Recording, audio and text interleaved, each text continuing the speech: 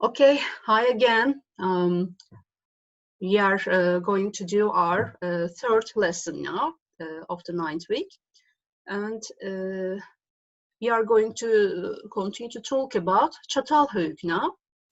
And now, where was I? I was talking about the levels of Çatalhöyük. There were 18 levels of settlement.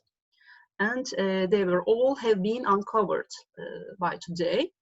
And as a part of ritual life, the people of Çatalhöyük buried their dead within the village.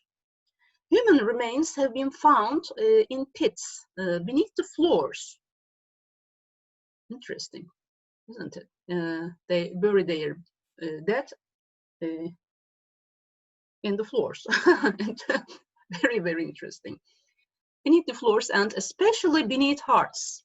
Hearth şey demek arkadaşlar, bu duvarlara da yapılan şöminelere hearth deniyor. Hani evin kalbi anlamında. Heart of the house, heart of the home. Kalp anlamında, evin kalbi anlamında şömine için hearth kelimesi kullanılıyor İngilizce'de. Bunların altına gömülüyormuş özellikle. Especially these hearths and also the platforms within the main rooms and also under the beds. Imagine sleeping on dead bodies. Oh my God, I cannot. Okay. Bodies were tightly flexed before burial and were often placed in baskets or wound and wrapped in reed mats. Sıkı sıkı sarılıyormuş. Disarticulated bones in some graves suggest that bodies may have been exposed in the open air for some time before the bones were gathered and buried. And in some cases, graves were disturbed and the individual's head removed from the skeleton. These heads may have been used in rituals, as some were found in other areas of the community.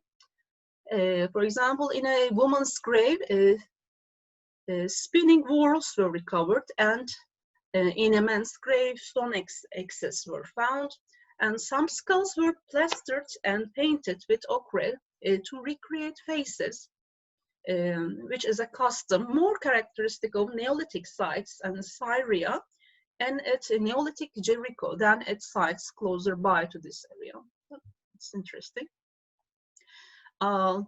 Well, vivid murals and figurines are found throughout the settlement on interior and exterior walls, and distinctive clay figurines of women, notably the seated woman of Çatalhöyük. It's a famous figurine, maybe you can remember it.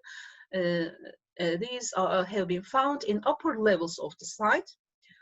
Although no identifiable temples have been found near here, the graves, the murals, and the figurines suggest that the people of Çatalhöyük had a religion rich in symbols.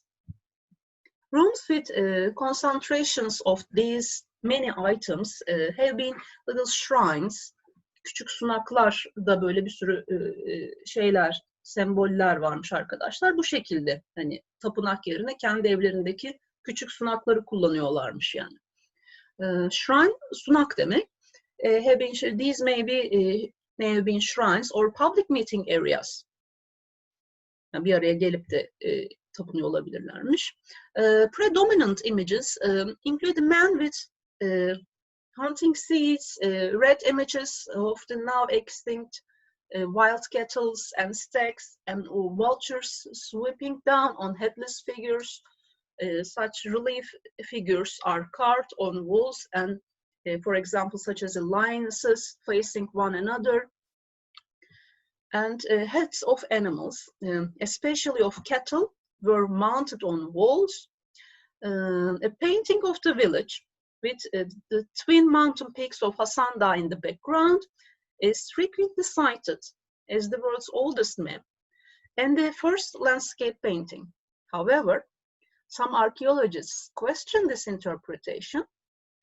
Stephanie Mees, for example, argues that it's more likely a painting of a leopard skin instead of a volcano and a decorated geometric design instead of a map. Well, we don't know which one is true exactly. Okay, now as for the economy of Çatalhöyük, Çatalhöyük has strong evidence of an egalitarian society, as no houses with distinctive features have been found so far, for example, which belong to royalty or religious hierarchy. Just normal houses belong to normal people. The most recent investigations also reveal little social distinction based on gender, with men and women receiving equivalent nutrition and seeming to have equal social status, well, as typically found in Paleolithic cultures. Evet, o zamanlar daha gelişmişmiş dünya belki de bu anlamda.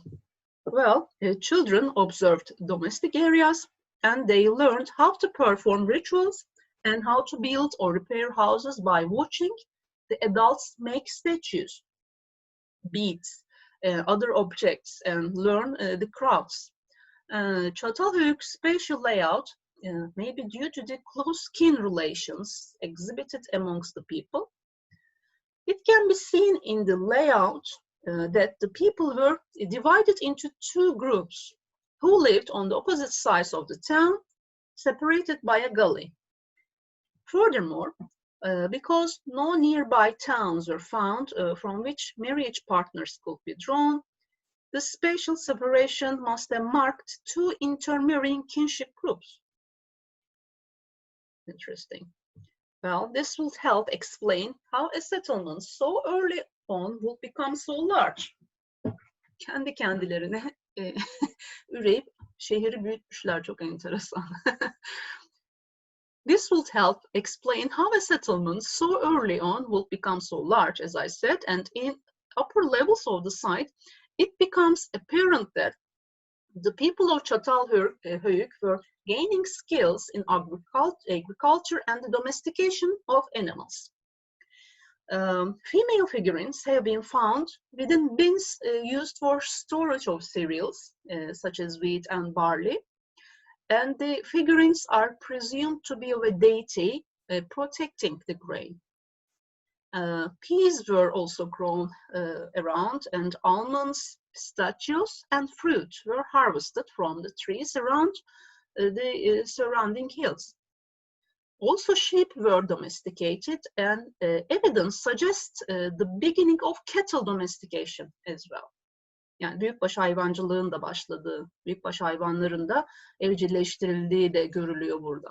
However, ancak illa bir however olur zaten, hunting continued to be a major source of food for the community. And pottery and obsidian tools appear to have been major industries here. Obsidian tools were probably both used and also traded for items such as Mediterranean seashells and flint from Syria. Değiş tokuşla alışveriş yani. There is also evidence that the settlement was the first place in the world to mine and smelt metal in the form of lead. Noting the lack of hierarchy and economic inequality, historian Murray Bookchin has argued that Çatalhöyük was an early example of anarcho-communism. Conversely, a 2014 paper argues that the picture of Çatalhöyük is more complex, and that while there seemed to have been an egalitarian distribution of cooking tools and some stone tools, unbroken quernstones and storage units were more unevenly distributed, which was indicating social inequality. Private property existed, but shared tools also existed. It was also suggested that Çatalhöyük was slowly becoming less egalitarian, with greater intergenerational wealth transmission, though there may have been efforts to try to stop this. And this is the end of my presentation of Çatalhöyük. Okay. If you have questions, you can ask on the forums, okay, about this. Now, I would like to talk about something else here. One of my favorite places, actually. I would like to visit it, but I haven't been there for a long time. But I would like to visit it again soon, and it is Ephesus, yes. Ephesus, it's an ancient port city, and very well preserved. There are very well preserved ruins, and it is in modern Turkey, close to Izmir. It was once considered the most important Greek city and the most important trading center in the Mediterranean and Aegean center, in those areas. And throughout history, Ephesus survived multiple attacks and changed hands many times between conquerors. Top gibi bir oraya bir oraya arkadaşlar. Evet, bir o almış, bir o almış, sürekli ev değiştirmiş. It was also a hotbed of early Christian evangelism and remains an important archaeological site and Christian pilgrimage destination. Yes.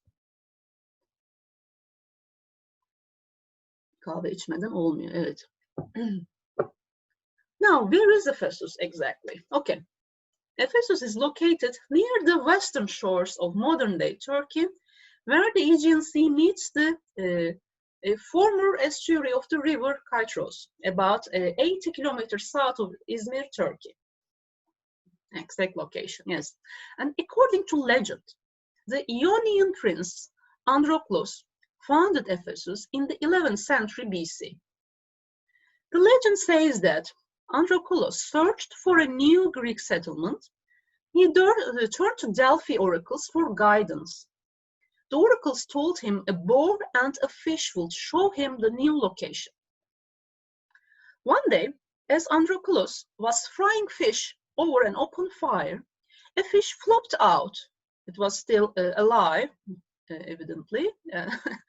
It flopped out of the frying pan and landed in the nearby bushes. And a spark ignited the bushes, and the wild boar ran out of the bushes.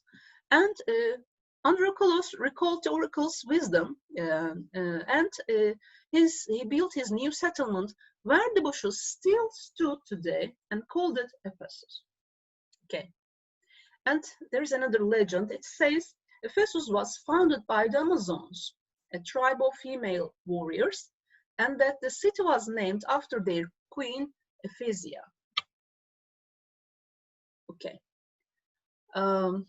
First of all, I would like to talk about excavations and the remains of Ephesus.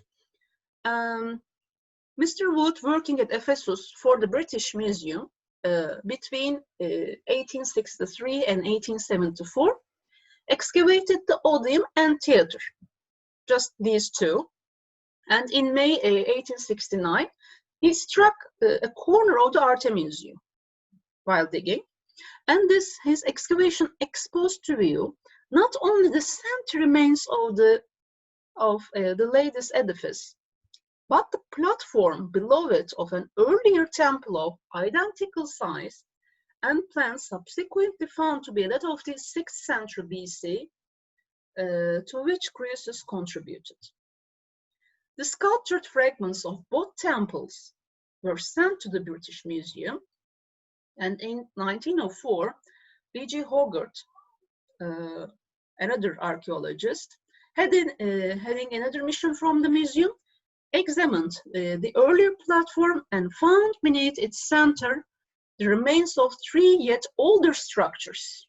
Again, layers, okay? There are layers and layers, something beneath it and something others beneath it, and 3 older structures beneath it. It's layers again, ladies and gentlemen. Yes, in its earliest known phase, the temple was apparently a small platform of green schist. Ephesus, since has been continuously excavated by the Austrian Archaeological Institute, but so solid and extensive is the Roman town that it's so solid and so extensive, o kadar geniş ki By the early 1916s, the Austrians had rarely penetrated the Hellenistic levels only. Okay, I will continue to talk about my favorite ancient city, Ephesus, in our fourth lesson, okay? And I'll see you there. Bye-bye. Bye.